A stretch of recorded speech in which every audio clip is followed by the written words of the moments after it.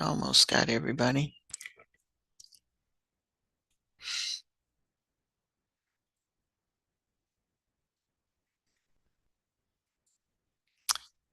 Canvas, types of inheritance. That's what we're looking at today.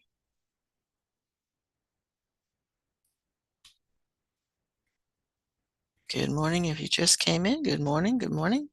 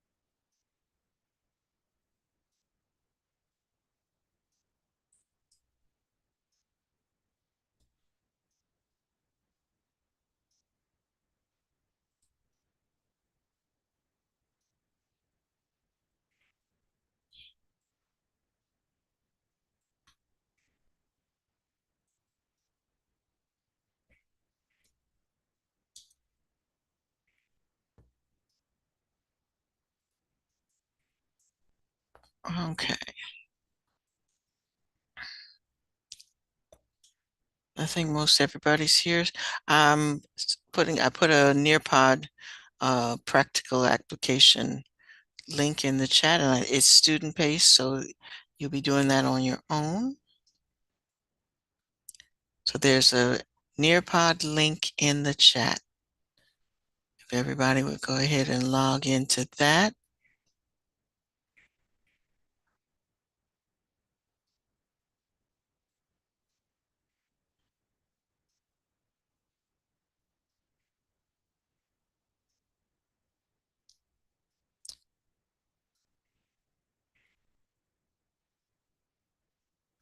Again, there's a Nearpod link in the chat. Need everybody to log into that, please. Everybody. And do the practice. So let's see who we're missing. Maxwell is not in class yet. Isabella, Ariana. All right. All right, while you're practicing that, and remember, it's going to save, so I'll see what you've done when it saves. Maxwell, all right, Ariana, you with us? All right, while you do that, I'll quickly do this attendance. Watch, as soon as I do this, they will come to class.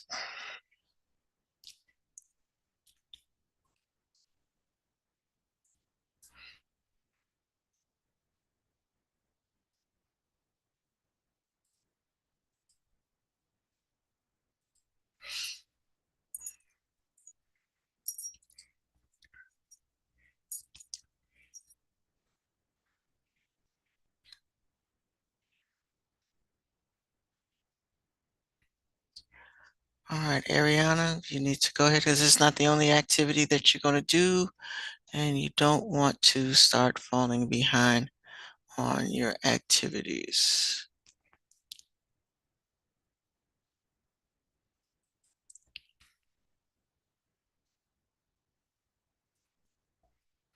All right, so that one is simply um,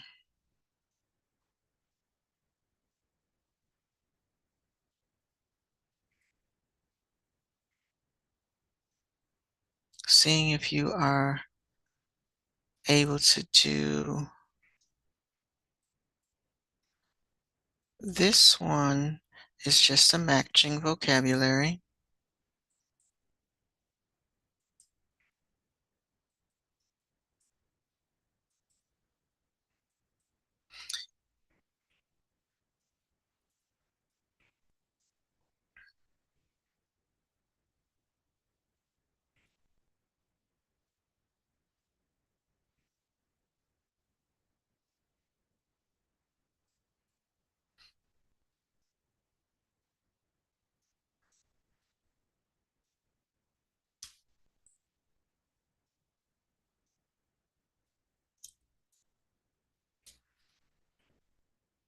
All right, so when you finish the first Nearpod, do the second one.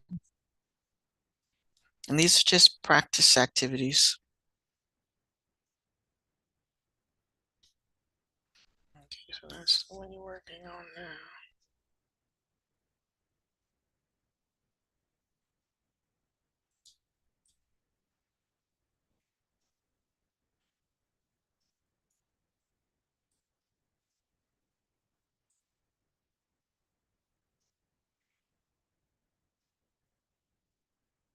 Yes.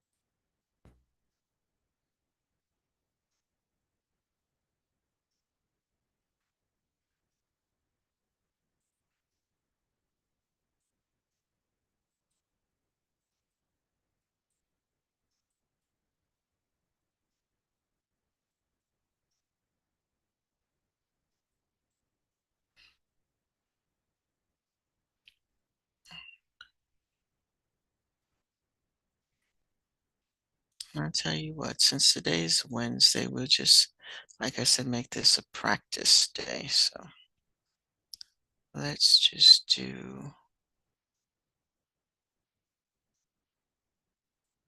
this one as well.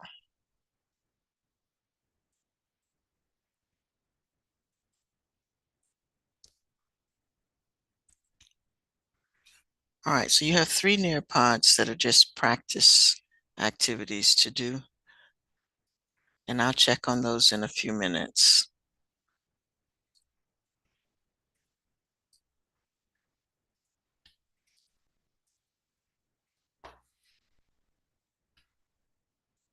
So I'm going to be looking on my end to see what you're doing, and then I'll pull them up and share. And again, your participation in the Nearpod is recorded, so I will take the grades from the Nearpod. Okay, so if you are not, let me check. Ariana, if you are not logged into the Nearpods, please do so. These are your grades for today.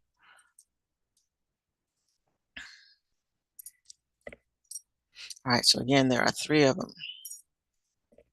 Make sure you do all 3.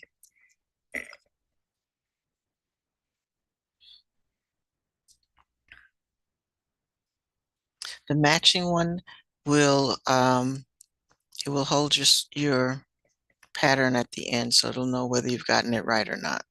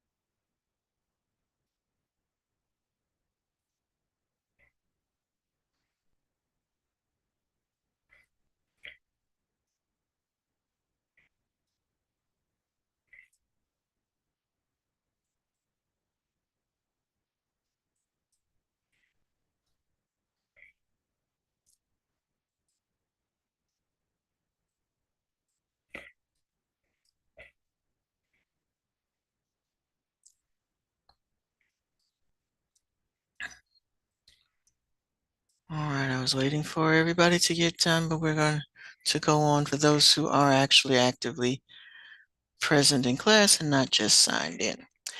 All right, so the first one, they gave you a box and then they gave you the results. And they wanted you to be able to figure out, based on what is in the box already, what did the other parent have to be in order to get the results that are in the box? Okay, so most of you got it right. You had to have the parent had to have had a capital F and a lowercase f in order for you to get the results that you got for this one. Because if you drop down the letters from each box, for example, in that first row on the side, you have the capital F. And if you go to the second box, there's a lowercase f. The only way you could get that lowercase f is if there was a lowercase f at the top. So both parents had to be heterozygous. And what you need to also note that when you have two heterozygous parents, you get 3 of the dominant characteristics and 1 of the recessive characteristics. All right, in the second box, they wanted you to plot the information. So you had curly hair, and I can't write on, can I write on this? Yes, I can. Okay, so I am going to do text and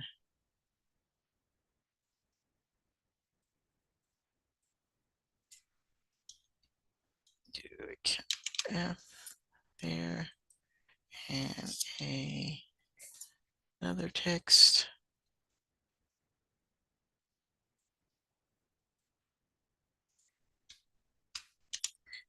All right, so that's how that one should have looked. All right, and the second one, you had curly hair is recessive. So you're going to, another again, they're using the letter for letter C, so they will tell you they're using C for whether it's curly or straight. Curly hair is recessive, so they're using the lower case c, and straight hair is dominant, capital C.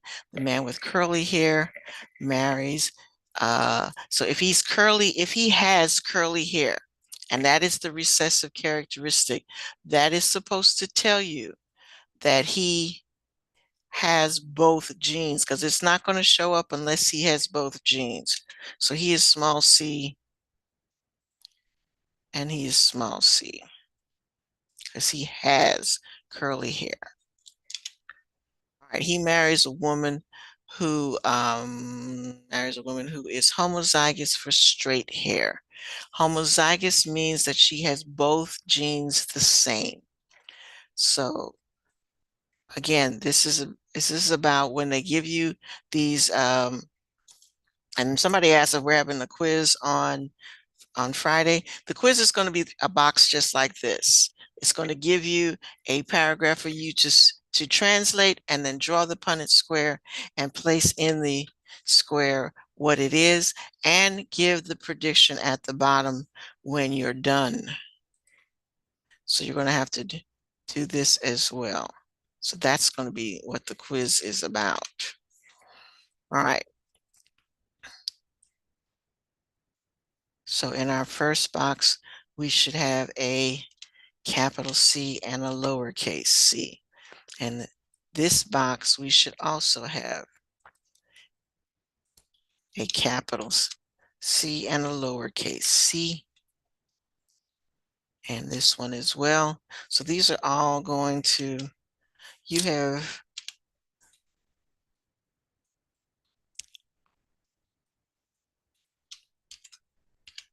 okay, that's what all of those should look like. So as far as percentage is concerned, none of these offspring are going to have curly hair. They're all going to be heterozygous for straight hair. And it's going to be 100% curly hair. Now, I saw some of the results. Some of you said had this answer and some of you didn't. So if you were the one who didn't, please make sure that you understand. And if you don't understand, now's the time to ask. That's the way it should have come out. Okay. All right. Let's look at the next one.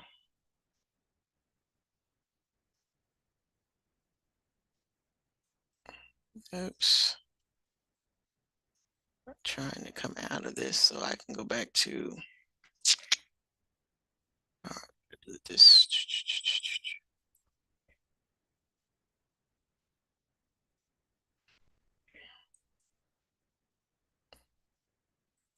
Okay, man, that's what I ended it. Okay. Yes.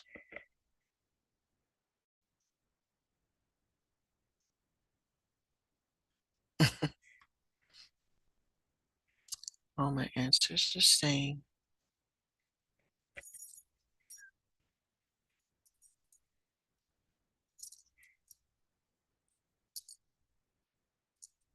Okay, this one you had to do. I don't know why my answers are not disappearing.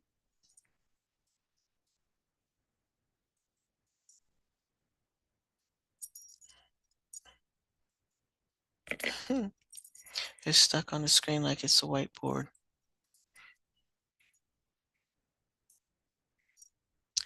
All right, so there were poll questions in this one. Hopefully you answered all of the poll questions. You, one, two, and Ariana, you're missing on this one too. And folks, that's when you don't do the classroom activity for the day and you're logged in, that's a 0 for the day. I can't make you do your work. This work is for you.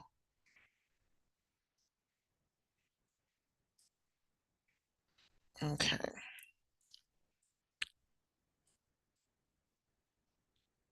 Alrighty. And again, they used freckles, and this time they filled it in for you. And you were, I don't know how I get this off my screen. All right, hold on. I'm going to stop sharing for a minute. Make this. Oh, and I stopped sharing that, then it went away. That was the answer to that.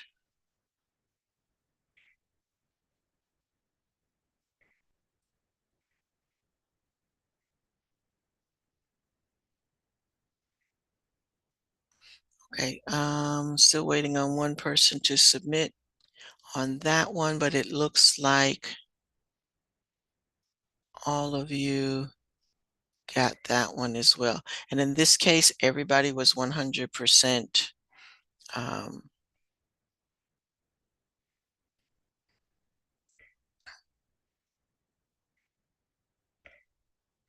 Okay, 100% for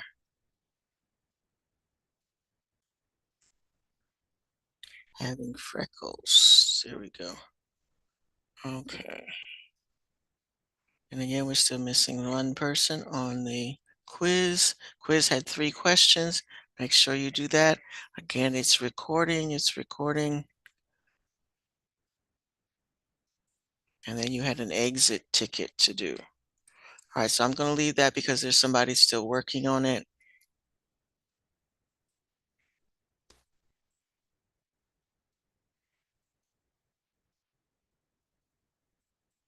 But it looks like you did okay on that.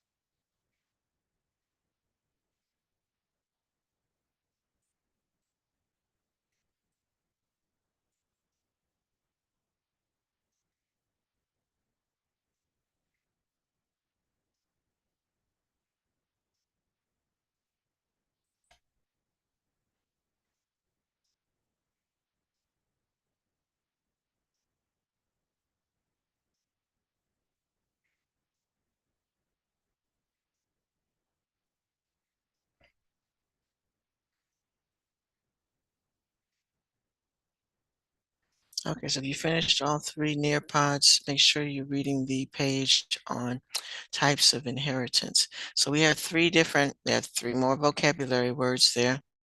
We have polygenetic inheritance, uh, philotrophy inheritance, and sex influence traits.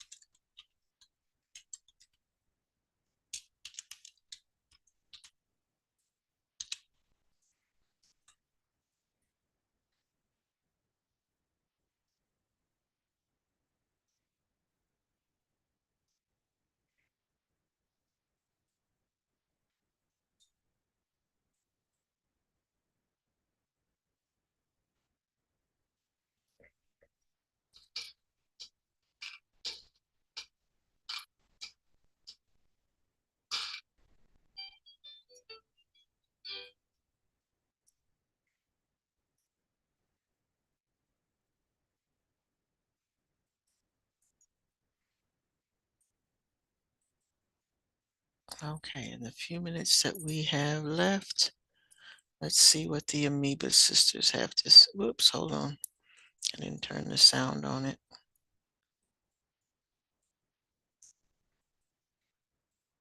So many buttons to push. All right, let's see what the Amoeba sisters have to say about it.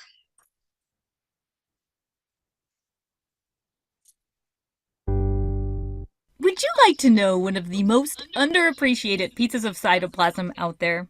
Platelets. We take for granted the function of our platelets, which are fragments of cells that help stop us from bleeding. They help our blood to clot when we get hurt. But there is a disorder called hemophilia that can affect those platelets, and therefore the ability of blood to clot. With hemophilia, even a small cut could be dangerous because the bleeding can be continuous. There are now many good treatments for the symptoms of hemophilia that have greatly improved outcomes with this disorder, although it wasn't always that way. Hemophilia is a sex-linked recessive trait, which means it is different from general Mendelian genetic problems.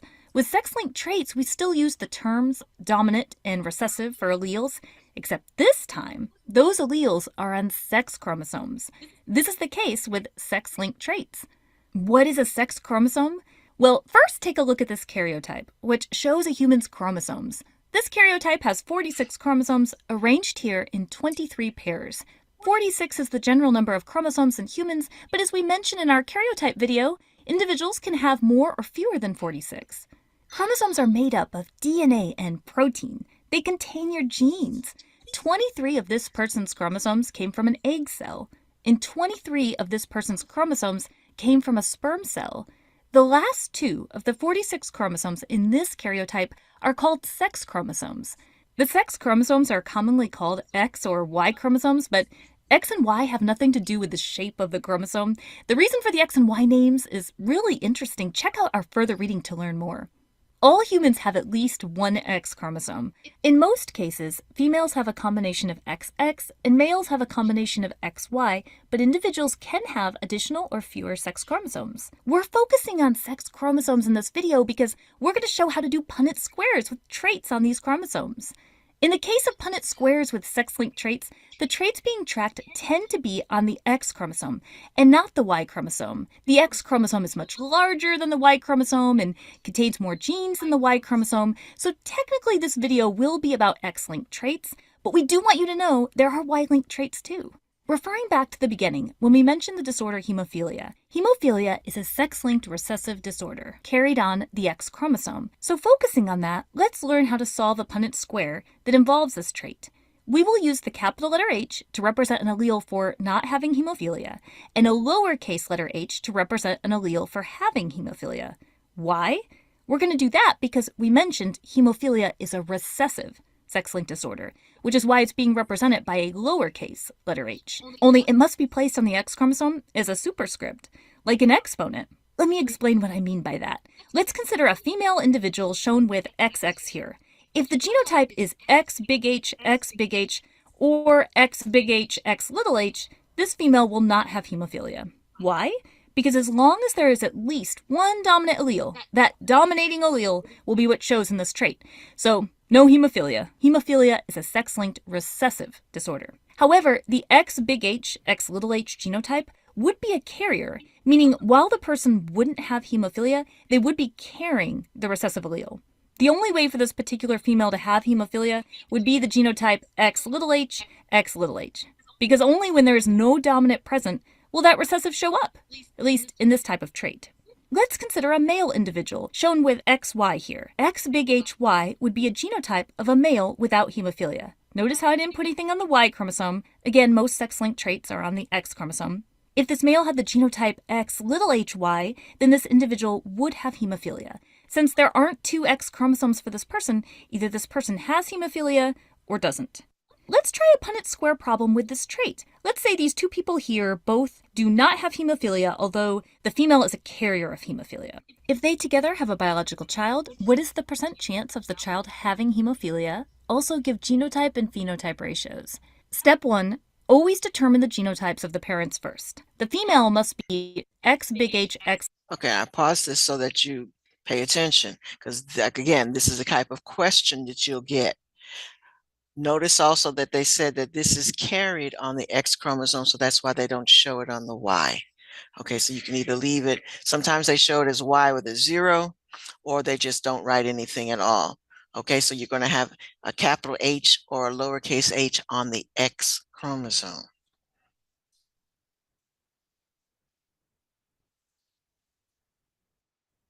Little h. Why? The Punnett square problem says the individual doesn't have hemophilia, but is a carrier. That means this heterozygous genotype. It says the male does not have hemophilia, and so the genotype must be X big HY. If it was lowercase h, this male would have hemophilia. Step 2, place one parent's genotype on the top, outside the square like this. Place the other parent's genotype on the left, outside of the square like this. Step 3, fill in the square. For formatting purposes, place X chromosomes before Y. You also write any sex chromosomes with dominant letters first. The results you get in the squares would be the offspring, the babies. The genotype ratio could be written out like this. And the phenotype ratio, remember that these are the traits, can be written out like this. There is a 75% chance that a child will be born without hemophilia and a 25% chance that a child would be born with hemophilia. Remember, like all Punnett squares, these are representing probabilities. I'm going to pause it there so that you can copy that. Okay, copy that. Copy all of it, the genotype, phenotype, and the resulting. So copy the Punnett square. And again, understand that males go across the top, females go across the bottom. So what we're looking at now is not only just writing, we have to write, are they male or female? And then we're tagging their male or female chromosomes with whatever trait we're looking for. So that's why you have the H at the top. So we're not just doing H's in the boxes. We're also indicating who's mom and who's dad, who actually is carrying this trait. So mom is across the top, dad is across the bottom because he's XY. Mom has a capital H and the lowercase h, and that particular gene means that they're carrying the recessive characteristic for hemophilia. Capital H means you're normal, your hemoglobin is normal. Lowercase h means that you have a deficiency and you're going to have hemophilia. Right? Dad does not have hemophilia. He has a normal H and he has nothing on the Y. However, during a cross, it is possible, and remember, Punnett squares are about possibilities. It is possible that they can produce an offspring that will have hemophilia. Most of the children, 75% of the offspring, so 75% of the time, they will have children with no hemophilia. But there is a 25% chance that one of their offspring will have hemophilia. All right, so copy this. And again, notice the difference between when they ask you for genotype and ask you what you have to say when it's phenotype, and what your end results will be at the bottom, percentage. All right, and we won't get to finish the video, but we're going to stop it right there and let you just copy that. So again, a quiz on Friday would entail giving you a question, a word question, which you will have to place the information on a Punnett square and come up with a solution like that she has on the side here.